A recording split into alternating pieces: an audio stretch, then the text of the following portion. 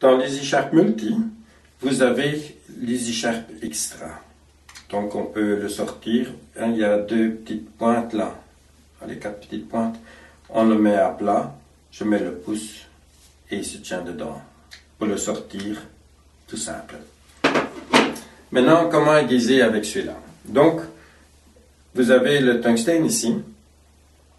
Vous avez 4 angles. Ce sont les angles qu'on emploie. Donc, pas les surfaces plates. Ce sont les angles qu'on emploie. Par exemple, pour aiguiser la lame d'un mixeur, eh bien, qu'est-ce que vous faites? Vous prenez comme ça, vous bloquez un petit peu la lame, vous aiguisez. D'accord? N'oubliez pas que quand vous aiguisez avec celui-là, l'Easy Sharp Extra, vous allez avoir une bavure de l'autre côté, donc il faut casser la bavure. Donc, j'aiguise. Quand je vois que l'angle est réparé, je sais que j'ai une bavure, je vais casser la bavure, donc la bavure va se retrouver devant. Vous faites l'autre lame, donc je vais aiguiser, aiguiser, aiguiser. Vous entendez que il fait quelque chose, je casse la bavure derrière, donc je la ramène devant. Quand vous avez par exemple épluché les pommes de terre, laissez travailler un petit peu le mixeur dans les épluchures, vous jetez cela, vous n'allez pas manger cette bavure. Donc c'est du métal, si ça rentre, ça reste quelque part traîné dans le corps. Par exemple, si vous voulez aiguiser un coupe-ongle, donc vous devez être sûr que le coupe-ongle va toujours se joindre. Donc comment est-ce que vous faites? Vous fermez le coupe-ongle, vous mettez comme ça. Vous voyez, je travaille toujours sur un fond, donc une table. Je vais aiguiser de la moitié, disons, jusqu'à l'extrémité, puis je tourne, mais tous les deux ensemble. Pas faire ouvert, ça c'est pas bon du tout, parce que vous aurez une bavure. Comment est-ce que vous allez enlever la bavure? Ça, je ne sais pas. Mais en plus, si vous allez commencer à déséquilibrer les deux lames, si l'un passe en dessous de l'autre, ça fait très mal à l'ongle. Donc, peut-être au doigt aussi. Donc, ne pas faire. Donc, pour aiguiser, vous fermez, vous prenez les deux en même temps, et vous aiguisez, vous tournez, vous aiguisez. Par exemple, si vous voulez aiguiser une pincette, une pince à épiler. Donc, au fait, le problème d'une pince à épiler, c'est que quand on pince, on donne une pression pour prendre le poil avec. Donc, quand on donne une pression, les deux vont se frotter et ils vont s'ouvrir. Donc, à un certain moment, ça va s'arrondir. Donc, pour aiguiser cela, comment est-ce qu'on va faire? On va mettre les deux en même temps. Vous voyez, je mets les deux en même temps et je fais ce geste. Maintenant, ce sera comme une lime. Donc, on va créer deux surfaces plates, parfaitement plates l'une sur l'autre. Donc, quand on va de nouveau essayer d'arracher un poil, on ne va pas le couper, mais le poil ne peut pas passer à travers. Si vous allez aiguiser comme ça, comme une pince, comme un coupe-ongle, vous allez fermer le système et vous allez créer une pointe. Donc, vous allez chaque fois couper le poil. Donc, ça, c'est pas bon. Donc, pour aiguiser, comment est-ce qu'on fait? On met comme ça et on fait ce geste. Par exemple, si vous avez une rainette, comment est-ce que je vais m'y prendre pour la rainette? Il y a l'arrondi. Donc, ce qui est important, c'est que ça coupe un petit peu là-bas, que ce soit bien, qu'on puisse facilement travailler. Donc, comment est-ce que je vais m'y prendre? Vous avez une surface plate ici. Donc, vous savez que vous avez toujours une bavure. Donc, vous avez une surface plate et une arrondie. Donc, je vais d'abord mettre la rainette comme ça sur la table et je mets un angle. Je mets mon aiguisoir, donc Easy Sharp Extra, comme ça, avec un petit angle. Et puis, c'est ma main gauche qui travaille. Vous voyez, donc je pousse avec mon pouce. C'est ma main gauche qui travaille. Après, qu'est-ce que je vais faire? Je vais faire ce geste. N'oubliez pas qu'il faut toujours travailler dans les deux directions. D'accord? Vous faites l'autre si vous avez besoin de le faire. D'accord, l'arrondi. Et puis vous allez aiguiser, vous revenez sur vos pas. Vous allez aiguiser, vous revenez sur vos pas.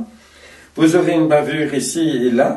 Donc tout léger, vous allez à plat casser cette bavure, toujours dans les deux directions. Donc la même chose ici, je vais casser cette bavure. Et puis ici aussi.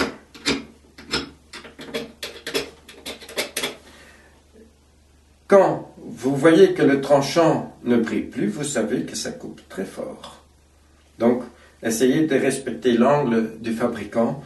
Vous allez voir, vous ne pouvez pas faire mal la chose. Par exemple, si vous voulez aiguiser une chose comme ça,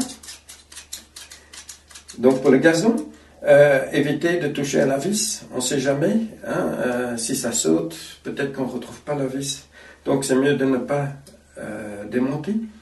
Donc ici, par exemple, je devrais aiguiser avec le multi, mais je ne peux pas rentrer dedans, donc je suis limité avec les écharpes X-Ra. Donc au fait, il y a une petite règle, si vous le fermez, tout ce que vous ne pouvez pas toucher, par exemple avec l'aiguisoir, vous ne pouvez pas aiguiser. Hein, donc ici on peut toucher, là on peut toucher, c'est là qu'on va aiguiser. Donc comment est-ce que je vais faire? Je vais ouvrir, je mets comme ça ici, je vais aiguiser, et puis je reviens sur mes pas. Donc, et vous allez voir que ça commence à briller. Donc ne mettez pas un bord plat, mais essayez d'attraper l'angle du fabricant. Vous faites la même chose dans l'autre direction. Vous voyez, je reviens, je refais. Et puis après, qu'est-ce que je vais faire? Je vais fermer. Ah, vous avez entendu? Il a fait un bruit. Donc, au fait, j'ai créé une bavure ici, une bavure là. Quand je coupe cette bavure, ça veut dire que ça commence à couper. Maintenant, il y a quand même quelques extrêmes. C'est le même principe. Hein, donc, par exemple, la planche burner, ou les pommes de terre, ou le sécateur. Donc, en fait, chaque fois, vous avez le même principe. C'est vous avez une lame, c'est plat, et l'angle d'un côté. Donc, ça doit rester plat, et l'angle est de l'autre côté. Hein, par exemple, quand je reviens avec celui-là, quand vous allez regarder, ça c'est plat, et l'extrémité doit être au début du tranchant, l'angle est de l'autre côté. C'est la même chose qu'avec celui-là. C'est plat, l'extrémité doit être au début du tranchant, donc l'angle est de l'autre côté. Donc on va bien travailler sur l'angle, avec une idée de créer une bavure, et puis à plat d'enlever la bavure, et ça recoupera. Donc par exemple, pour celui-là, comment est-ce qu'on va faire? On va mettre comme ça ici. On va aiguiser, puis on revient sur les pas. Donc je vais montrer comme ça, on va aiguiser comme ça, mais je reviens aussi sur mes pas, d'accord? Donc de la pointe au, soi-disant au manche, et puis je reviens, quelquefois comme ça, donc mais toujours sur un fond dur pour avoir le contrôle de la poussée. Donc ici, quand vous allez sentir une petite bavure. Après, qu'est-ce que vous faites? Vous mettez à plat un petit angle et vous allez enlever quelquefois comme ça et puis quelquefois toujours dans les deux directions. D'accord? Donc je mets par exemple quelquefois comme ça, j'enlève. Donc la bavure, elle sera enlevée. Donc ma surface sera de nouveau plate. Quand la surface elle est plate, je peux de nouveau commencer à couper parce que je sais que l'extrémité est le début de mon tranchant. Par exemple, une autre idée, celui-là ici, comment est-ce que je vais faire? Je vais aiguiser, donc c'est plat ici. Qu'est-ce que je vais faire? Je mets la lame comme ça, un petit angle, et je fais ce geste. Vous voyez, donc, je tourne, je vais aiguiser, je tourne, je vais aiguiser.